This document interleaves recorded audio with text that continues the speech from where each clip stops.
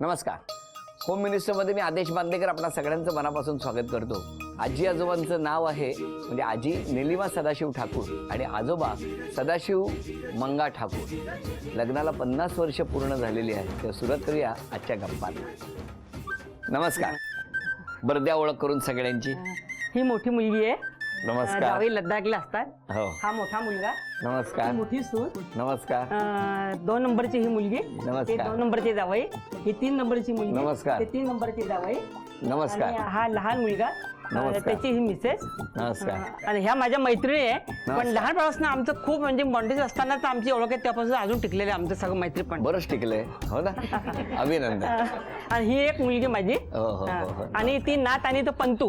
बरं बरं बरं बरं बरं. सगळ्यांची ओळख झाली. आता तुमचं बालपण कुठलं? तसं भुसावळच आहे, पण आम्ही नंतर कल्याणला आलो होतो. कल्याणला कुठे? कल्याणला कोळसेवाडीमध्ये. आई बाबा काय करायचे? आई बाबा मग त्यानंतर राहायला गेले, तिथे फॅक्टरी होते. तुमचं बालपण कुठलं? माझं जळगाव जिल्ह्यातलं पारवाड तालुक्यातील बहादरपूर. बहादरपूर कुठे आलो? किती लांब? हे जळगाव आणि धुळेच्या बॉर्डरवर आहे. अच्छा. तिकडे सगळं बालपण गेलं. बालपण तिथेच. नंतर माझे आईवडील माझ्याच लहानपणी एक्सपायर झाले. बरं बरं. त्याच्यामुळे मी आजोळी वाढलो, आईच्या आईकडे वाढलो जळगावला. मग किती वर्षाचे होता तेव्हा तुम्ही? मी साधारणतः 8-9 वर्षाचा असेल. तेव्हा आई बाबा गेले, वडील गेले. वडील गेले. आणि माझा SSCचा रिझल्ट म्हणजे 60ला तो आईच्या 12व्या दिवशी आला. मग सगळं पालन पोषण कोणी केलं? आईची आई आजी. आजीचं उत्पन्नाचं साधन तेव्हा? ती स्वतः म्हणजे मावशी पण होती, तर ते धुणी भांडीची कामं करायची. अरे बापरे. मी जवळजवळ कॉलेजला सुरुवातीला सुद्धा जवळ 2-3 वर्ष असतानाही मी म्हणजे मावशी भांडी समजा घासायची, तर मी भांडी धुवायचो. तिच्याबरोबर मदतीला मी जात होतो. अरे अरे अरे. अशा पद्धतीने माझं शिक्षण झालं. पण तुम्ही शिक्षण केलं? शिक्षण पूर्ण केलं. या परिस्थितीत नंतर मग पुढे जे 5वी-6वीला मला शिक्षक होते, नाच पंथी होते, अलक निरंजनवाले. बरं बरं. त्यांच्याकडे 5वी-6वीला 2 वर्ष त्यांच्याकडे राहून मी शिक्षण घेतलं. नंतर कॉलेजला शेवटी असताना त्यांनी मला होम ट्युशन्स मिळवून दिल्या होत्या.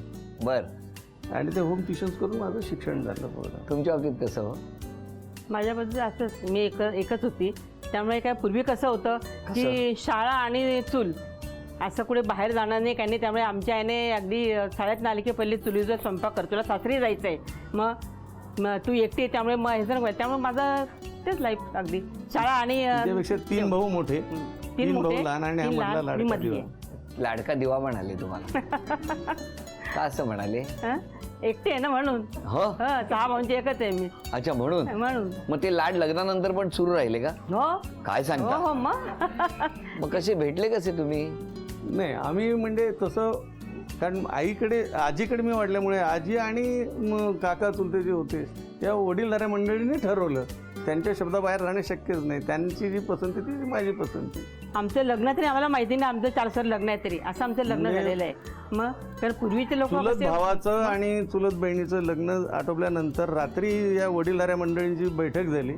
अशा पद्धतीने लग्न ठरलं. म्हणजे आम्हाला स्वतःला असं आपलंच म्हणजे बोलणी जरी असली साधारणतः, पण असं निश्चित काहीच माहिती नाही. पत्रिकासुद्धा छापल्या नव्हत्या, नुसतं पोस्टकार्ड आणि त्याच्यावर हळद कुंकू. बघण्याचा तरी कार्यक्रम झाला? काहीच नाही, काहीच नाही. कारण वडीलधारी मंडळींच्या शब्दाच्या बाहेर जाणे शक्यच नाही ना. ते ठरवतील. तुमचं म्हणणं आहे का तुम्ही जेव्हा लहान होता तेव्हा वडीलधारी मंडळींच्या शब्दाच्या बाहेर तुम्ही नव्हता आणि नंतरची जी मुलं आहेत ती सगळी वडीलधारी मंडळांचे शब्द? ते म्हणतील की आधी आमची पसंती, मग तुम्ही विचार करायचा. असं हे सगळेजण तुमचे म्हणजे ही त्याला मी अपवाद आहे. कारण ही स्वप्ना जी माझी मिसेस आहे ती माझ्या मामे बहिणीची मावस बहीण आहे. ती त्यांच्याकडे राहायला यायची, रामरक्षा म्हणायची आणि आईला ती आवडली. तर मी म्हटलं ठीक आहे. तर मी तिला म्हणजे नंतर बघितलं, पण आईने आधी शब्द दिला होता. मग ती रामरक्षा म्हणायची आणि आता मी कायम स्तोत्र म्हणत असतो. पण बाबा मला तुम्हाला विचारायचंय, मग लग्न झालं कधी तुमचं? 22 मे 1966. कुठे झालं ते धुळ्याला. अच्छा, मग सगळं धुळ्यात झालं का? धुळ्यात लग्न धुळ्यात झालं. तुम्ही धुळ्यातच होता तेव्हा? नाही नाही आम्ही रोहायला होतो त्यावेळी. हा. रोह्यावरून धुळ्याला गेले? मग सारखे फोन त्या काही फोन वगैरे नव्हते ना, हा. तार करायचे किंवा मुलगा चांगला आहे, मुलगा चांगला आहे, लग्न लवकर करायचं. वडील मंडळी. मग ते माझे वडील वगैरे आम्ही सगळे तिथे गेलो. 4 दिवसात लग्न झालं आमचं. आणि मग आले तुम्ही इकडे. मग राहायला कुठे होता तुम्ही लग्नानंतर? नाही, मी जळगावला आजीकडे, आजीकडे. ती वडिलांकडे राहायला. लग्नानंतर? 1 वर्ष. एक हे वर्ष जादूच आहे. 1 वर्ष. आणि मग मी ज्यावेळी नोकरीला लागलो, मग त्यावेळेला तुम्ही असे लांब राहिले होते? हे लग्नाच्या आधीपासूनच एकमेकांना ओळखत होते? आम्ही म्हणजे लग्न झाल्यानंतर सुद्धा आजीकडे जाताना जरी समजा आता हिला घेऊन मी गेलो जळगावला, कारण यांच्याकडे सत्यनारायणची पूजा होती, त्या पूजेसाठी मी राहायला आलो. हा. नंतर मग बरोबर नेलं, परंतु आम्ही बरोबर सुद्धा चालू शकत नव्हतो. मी पुढे आणि 5-6 फूट मागे ती मग असणार. बरोबर सुद्धा चालायचं नाही, का सगळे असं नाव का होतं ठेवायचे. त्यावेळेला? कारण ते जुन्या संस्कार लोकांना तसे. पथ्य पाळायला लागायचं ना. मग नाहीतर मग काय म्हणजे हा उद्धट झाला. आतापासून किंवा बायकोला बरोबर वडिलांचा घेऊन मान फिरतो, ठेवत जवळ नाही फिरतो. असं. थोडं रिलेशन काय त्यांचं काय काय बायकोला काय? असं जवळ जातात बा. मग त्यामुळे ते पुढे आणि मी मागे, त्यामुळे थोडं तरी जुन्या लोकांचं आपण मान ठेवायला पाहिजे ना. बरं आता कसं आहे, तुमच्या वेळेला ते पुढे तुम्ही मागे होता, आता सून पुढे आणि मुलगा पाठीमागे 10 किलोमीटर. हो असं? आता ते दोघे आता बरोबरच तर- असतात. मग आता दोघं बरोबर मग असतात. तुमचं काय ऑब्जेक्शन नाही त्याला? काय नाही, मी माझा स्वभाव खूप खूप बदलत गेला. अच्छा. हां. म्हणजे शिक्षण आणि ट्रान्सपोर्ट याच्यामुळे. नाहीतर मला सुद्धा माझ्या जन्मदेत्या आईचा आवाज मी बैठकीमध्ये ऐकायला आलेला मला आवडत नव्हता. मी लहान असताना सुद्धा बायकांचा आवाज हा स्वयंपाकखोलीपुरताच मर्यादित पाहिजे, बाहेर येता कामा नये, या विचारसरणीत मी वाढलेलो. बर. आता माझ्या मुली काय, नाती काय, पुष्कळ माझ्यासमोर त्यांचा स्वभाव बदलला नाचतात, आता. गातात, खेळतात. मला मी पण टाळ्या वाजवतो.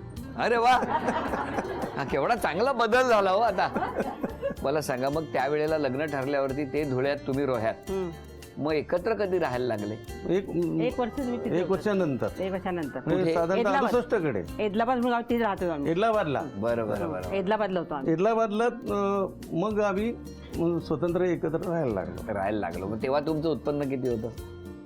त्यावेळी साधारणतः 150 ते 150 रुपये पगार.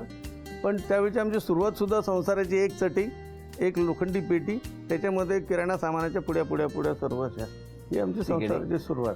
हा. तसं आता आम्ही दिवस दुसरं काढले टोक तसे. आता. त्यावेळेला पैसे जर कधी संपले तर काय करायचा तुम्ही अशा? नाही काय नाही, आम्ही मग पैसे असेल तेवढंच हे करायचं. हा. हा, नाही तर मग गप्प बसायचं. आपला पगार बघून आपण खर्च करणार ना. मग नंतर तुम्ही पुढे प्रगती कशी सुरू झाली? एक एक एक एक टप्प्यावर. नंतर मोठ्या मुलीच्या डिलिव्हरीसाठी ज्यावेळी ही इकडे मी रोह्याला आली. राहायला आली, तर HUCच्या हायस्कूलसाठी त्यावेळी कारण सायन्स ग्रॅज्युएट मिळत नव्हते. मी ज्यावेळी BSc झालो तरी 4 मॅनेजमेंटचे लोक मला घरी न्यायला आले होते. नंतर मग HUCच्या हायस्कूलसाठी ते त्यांनी इंटरव्ह्यूला येताना to and fro journey fare सुद्धा कबूल केलेलं होतं. बरं. आणि अनेक आकर्षणं ठेवलेली होती. तर मी नाहीतरी रोह्याला भेटायला जाणारच होतो.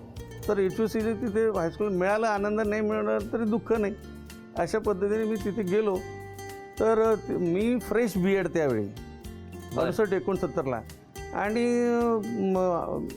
1-2 वर्ष काय 8-9 वर्ष B.Ed सर्व्हिस नंतर झालेले अनुभवी लोक त्यांना मिळाले. त्यामुळे माझा फ्रेश B.Edचा नंबर काही लागला नाही.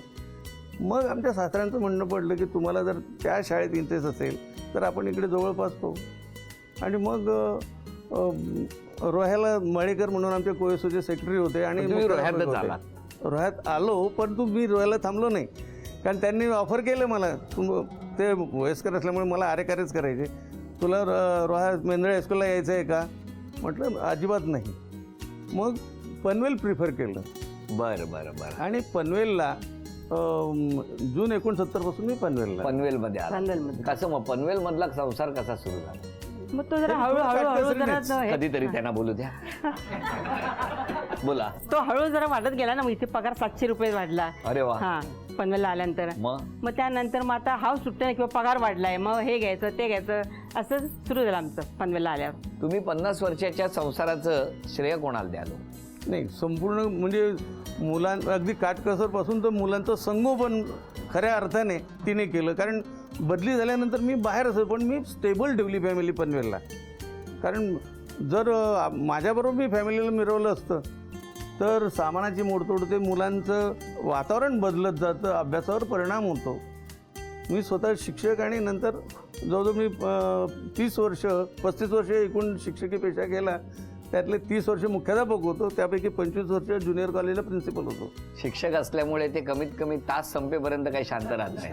खूप बोलतात ते. हा? खूप बोलतात. हेच तुमचं म्हणणं आहे पहिल्यापासून. मी पण ओळखलं की नाही लगेच तुम्हाला, हो की नाही? पेशाच होय त्यांचा. हो की नाही? मग तुम्ही एक घंटा तरी आणून ठेवायची ना, टाण टाण केलं की ते गप्पा. पिरियड नाही, संपलेली. असं केलं की ते समजतात. मग हा, असं केलं की समजतात ते. पण आज तुम्ही करतच नाही यार. काय याच्यात दिसेल ना सगळं. पण मला विचारायचं आहे, 50 वर्षात कधी एकमेकांसमोर प्रेम तरी व्यक्त केलं का हो? तुम्ही संधी त्याला प्रेम हा प्रकारच नव्हता ना. आणि संधी नव्हती आणि संधी तसं मनात नव्हती. विचार बरं, आले आता नाही. संधी दिली तर कसं व्यक्त कराल? आता मग रुटीनची जी पद्धत आहे की बाबा मी तुझ्यावर प्रेम करतो. क्या बात आहे. आणि तुम्ही? माझं तेच आहे.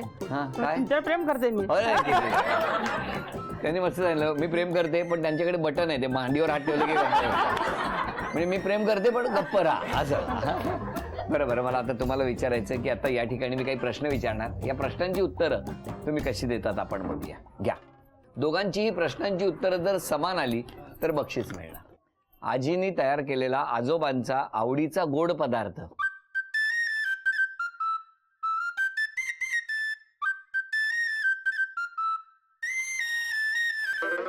दाखवा. पुरणपोळी. अभिनंदन. लग्नानंतर पनवेलमध्ये पहिल्यांदा कुठे फिरायला गेले?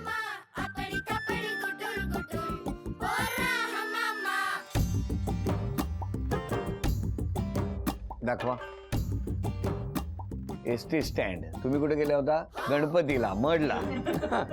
फिरायला नाही. आजींच्या दोन्ही हातात मिळून किती अंगठ्या आहेत? लिहा. आजीकडे न बघता लिहा. दोन्ही हातात. दाखवा समोर दोघांनी. 3. किती आहेत? 5. दाखवा आता, बघूया आपण, मोजूया. 2. हा, आजोबांचा दोष नाही. उत्तर जरी चुकलं तरी प्रत्येक वेळेला आजी डाव्या हातानेच बोलू नका हा आवाज कंट्रोल करते ना, त्यामुळे 3च दिसतात. आजोबांनी आजीला दिलेली पहिली भेटवस्तू.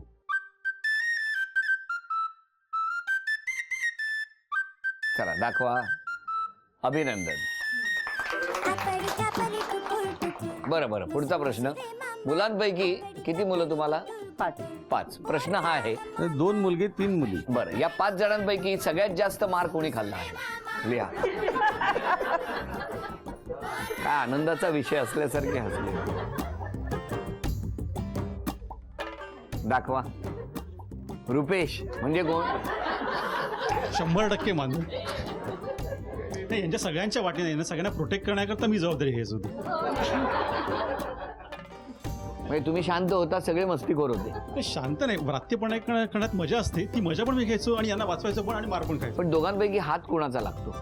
वारंवार आई मारायची, पण म्हणजे सहज सुनार की एक लोहर की तसा प्रकार पप्पांचा असायचा. कधीतरी मी मारणार. बरं, आता सगळ्यात जास्त कोणाला घाबरता? बायकोला. 3 उत्तरं बरोबर आली, त्यामुळे 1500 रुपयाचं हे बक्षीस तुम्हाला मिळालं. अभिनंदन. आता तुम्ही यांच्या प्रती असलेल्या भावना व्यक्त करायच्या आहेत. तुमचं काय म्हणणं? मी सगळ्यात मोठी मुलगी कविता, आणि मी आणि आमच्या निलेशनी म्हणजे ही परिस्थिती अगदी जवळून अनुभवली आणि बघितली. कारण पप्पा शिक्षकी पेशा असल्यामुळे पगार लिमिटेड आणि त्याच्यामध्ये 5 जणांचं सगळं कुटुंब चालवायचं. पण आमची आई खूप काटकसरी असल्यामुळे आम्हाला सांगायची रेशनीच्या दुकानात जाऊन उभे राहा, आम्ही दोघं जायचो.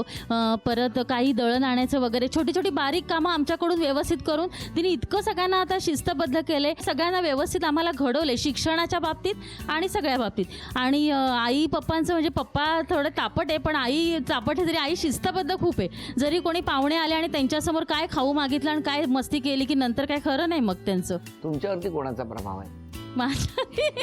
मला पप्पांसारखी आहे असं सगळं म्हणतात सगळेजण. नाही, खरंच आहे, कारण तुम्ही सुद्धा बोलायला सुरू झाल्यावर थांबत नाही. मला बोलायलाच खूप आवडतं, कारण माझे मिस्टर खूप शांत आहेत. हो का? हो, म्हणून मला बोलायलाच लागतं. त्यांनी सोपा मार्ग निवडला. द्या. आईने जरी पाण्याला जरी फोडणी दिली तरी सुंदर चव येते. आम्ही कितीही वाटण लावून कितीही काही केलं तरी तेवढी चव येत नाही. म्हणजे त्यावेळी ते मोठं पातेलं असायचं आणि पातळ रसा असायचा, पण ते जेव्हा समाधान होतं ते आजही नाही. म्हणजे आज आम्ही करतो पण आम्हाला अजूनही तिच्या ज्या हाताचं खाल्लेलं आहे ना हाताला चव त्याची म्हणजे काही असेल ना तर आम्ही सांगतो नाही आम्ही येतोय तू हे कर ते. म्हणजे पहिल्याची चव आमच्या अजूनही आम्ही एवढं आहोत सुगरण पण तिच्यासारखी चव नाही हे काय आहे. स्वतःच ठरवलं आम्ही आहोत सुद्धा. बोलतात सगळे. यांच्या दोघांबद्दल म्हणायचं झालं तर पप्पा म्हणजे शब्दशः गणितातल्या बाप माणूस पूर्णपणे गणित. पण व्यावहारिक गणित म्हणाल तर व्यावहारिक गणितामध्ये आई त्यांच्यापेक्षा नक्कीच उजवी असायची. कारण आलेल्या पगारात घर चालवणं वगैरे ह्या गोष्टी किंवा आणखीनही पनवेलमध्ये इतर लोकांकडनं आणखीन काही सामान आणणं, घर चालवणं, सामाजिक संबंध हे करणं वगैरे याच्यामध्ये आई अतिशय तरबेज होती. एक उदाहरण सांगेल की जेव्हा पनवेलमध्ये एक जत्रा वगैरे लागते त्याच्यामध्ये प्रचंड लोक भेटीला जातात, रिक्षा वगैरे कधी मिळत नाहीत. पप्पा आपल्या रिक्षेची वेशाने रिक्षेत जागा आहे का त्यांना कोणीही सांगत जागा नाही आहे. आईने फक्त एका रिक्षावर बघितलं जागा आहे का, तुला हां मॅडम या. म्हणजे हा जो दरारा आहे तो आईचा प्रचंड आहे पनवेलमध्ये. व्हेरी. अजून कोण बोलणार? माझी ती मैत्रीण आहे निलिमा ठाकूर. पण मैत्रीण न म्हणता बहीण म्हटलं किंवा आईचा मायेचा तिचा ओलावा आम्हाला भरपूर मिळतं. आणि एवढं ती आम्हाला प्रेम देते की माझ्या आईकडून सुद्धा मला एवढं प्रेम कधी असं मिळालेलं नाही. प्रत्येक सणवार वगैरे सर्व म्हणजे आमचे नको ते लाड ती पूर्ण करते. असं वाटतं की आमचं आयुष्यसुद्धा ताईला भरपूर मिळावं आणि तिने असं सगळ्यांसाठी झटावं हेच मी परमेश्वराजवळ प्रार्थना करते. होय होय म्हणजे त्यांनी झटावं, तुम्ही आराम करा. बरोबर आहे ना, पण तिने आमच्यासाठी भरपूर अरे हो केलंय. गंमत करतोय. फार गंभीर व्हायला लागलं की मला गडबड येतं ना. बाकी आता एक आपण आव्हान देणार, ते आव्हान दोघे मिळून पूर्ण करणार का आपण बघूया. 5 टप्पे रचायचे आहेत. पहिला टप्पा म्हणजे 1 वीट तुम्ही लावायची, आजोबा 1 वीट तुम्ही लावायची. 3 टप्पे झाले की पहिलं आव्हान पूर्ण होणार आणि बक्षीस मिळणार. आणि 5 टप्पे झाले की दुसरं आव्हान पूर्ण होणार. म्हणजे दिलेलं आव्हान पूर्ण होणार. बघूया, चला खेळाला सुरुवात. 1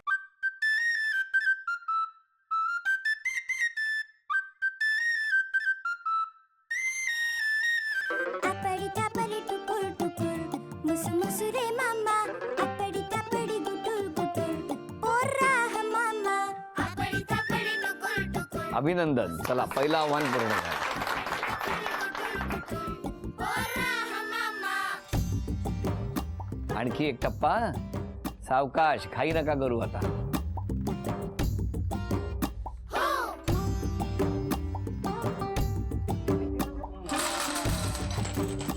नुसता ठेवला असताना 5वा तरी राहिला असता, काही हरकत नाही. ओके. पण हे एक बक्षीस मिळालं झी मराठीकडून. अभिनंदन. आपण बघितलं पहिल्या टप्प्यावर मी तुमच्याशी संवाद साधला. तुमचा सगळा प्रवास ऐकता ऐकता खूप काही शिकायला मिळालं. दुसऱ्या टप्प्यावरती सगळे तर बोललेच, पण शेवटी जेव्हा सून म्हणाली तेव्हा तिने विभक्त कुटुंब आणि एकत्र कुटुंब याच्यात किती वेगळेपण आहे, किती आनंद आहे हे सांगितलं. हे सगळं करत असताना आत्ता या ठिकाणी मला तुम्हाला विचारायचं आहे की असा कुठला स्वभावातला गुण आहे जो आजोबांनी त्याच्यात बदल केला असता तर बरं झालं असतं असं तुम्हाला वाटतं? काही आहे तसा ठेवला तरी चालेल त्यांचा स्वभाव. मग असा बदल काहीच करायला नको. नको. नको. आजीचं म्हणणं आहे, सांगून होणार पण नाही. आजोबा तुमचं काय म्हणणं आहे? आजीने स्वभावात कुठला बदल करा? ती आहे तशी आहे तसंच कायम राहिली पाहिजे. म्हणूनच सगळ्यांना ती एकत्र ठेवू शकते आणि त्यामुळे बदलची अपेक्षा म्हणजे आवश्यकता नाही. अजून तुम्हाला आयुष्यात अशी कुठली गोष्ट आहे जी करण्याची म्हणजे संधी मिळाली तर ती गोष्ट करायला आवडेल? काय ते बाहेर म्हणजे जर फिरायला मिळालं तर, पण तशी म्हणजे कोणती इच्छा अशी उरलेली नाही किंवा अमुक आपल्याला झालंच पाहिजे, कारण खूप समाधान मिळालेलं आहे. किती छान. तुमच्या बाबतीत आजी तेच माझं पण आहे अगदी. काय? त्यांचं समाधान आहे, माझं समाधान. खरंच आहे, हो की नाही? बरं, आता आम्ही एक आनंदाचा क्षण अनुभवणार आहोत आणि आजची आठवण एक कायम प्रत्येकाच्या स्मरणात राहावी, तुमच्या कुटुंबाच्या स्मरणात राहावी, यासाठी हा क्षण आणि त्या क्षणाचे आपण सगळे साक्षीदार होऊया. अपडी तापडी टुकुर टुकुर मुसु मुसु रे मामा अपडी तापडी गुटुर गुटुर ओरा आजोबा, आजींना कोल्हापुरी साज तुमच्याकडून. मुसु मुसु रे मामा अपडी तापडी गुटुर गुटुर ओरा ह मामा. आजी उखाणा घ्या. लग्नानंतर झाले 5 मुलांची आई, नंतर 8 नातवांची आजी, आता झाले फॉरेनर पंतूची पणजी आणि सदाशिव मागचा मला अजूनही कांद्याची भजी. काय सांगता? पिकलं पान जोडून हा बांधला हिंदोळा, साठी गेली पाठी तरी वर्ष 16. राजा राणीची जणू झी मराठीकडून ही भेटवस्तू तुमच्यासाठी. नमस्कार. आजींना तथास्तू पुणे यांच्याकडून ही पैठणी. चूक भूल कावी, चूक भूल अभिनंदन. कावी, 7 जन्म राजा राणी परिसा. होम मिनिस्टरचा हा भाग इथे संपत असताना या दोघांच्याही सुदृढ दीर्घायुष्यासाठी प्रार्थना करूया आणि पुन्हा भेटूया अशीच एक पैठणी घेऊन होम मिनिस्टरच्या पुढच्या भागात.